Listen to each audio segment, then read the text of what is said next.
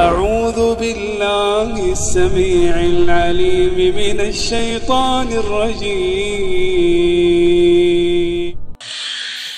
بسم الله الرحمن الرحيم. السلام علیکم ورحمۃ اللہ وبرکاتہ۔ شیخ محترم، امید ہے کہ آپ ایمان کی بہترین حالت میں خیر و عافیت کے ساتھ ہوں گے۔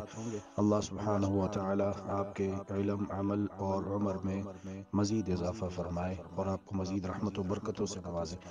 شیخ صاحب محترم، یہ فرمائیے کہ پلاٹینیم کا استعمال مردوں کے لیے یا عام طور پر جب انگیجمنٹ ہوتی ہے، منگنی ہو رہی ہوتی ہے، تو اس موقع پر گولڈ سونا تو حرام ہے مردوں کے لیے، تو وہ انگوٹھی پہناتے ہیں پلاٹینیم کی، جو کہ سونے سے بھی قیمتی ایک دھات ہے۔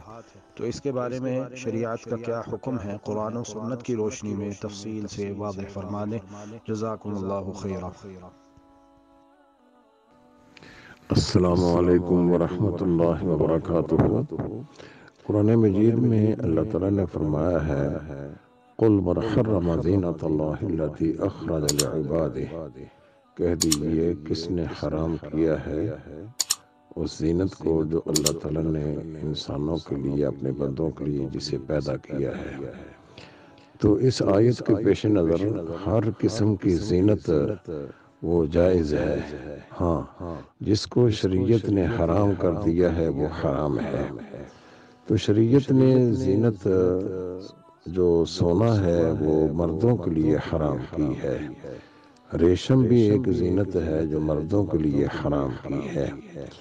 تو عورتیں یہ ریشم بھی پہن سکتی ہیں اور سونا بھی پہن سکتی ہیں، اور اس کے علاوہ سونے کے علاوہ جتنی بھی دھاتیں ہیں، خاص سونے سے زیادہ قیمتی ہی کیوں نہ ہو، جس طرح یہ پلاٹینیم ہے، یہ سونے سے زیادہ قیمتی ہے، تو اس کی انگوٹھی بنانے میں کوئی حرج نہیں ہے۔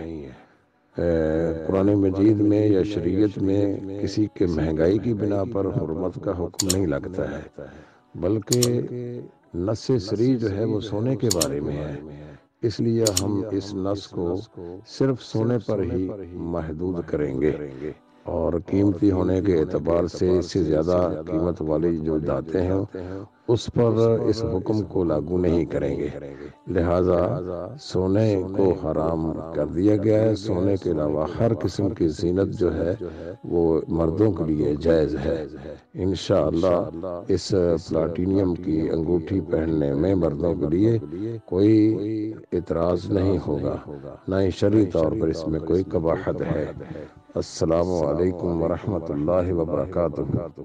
اللهم إنك عفو تحب العفو فاعف عنا، اللهم إنك عفو تحب العفو فاعف عنا، إلهنا فاعف عنا، فاعف عنا يا كريم۔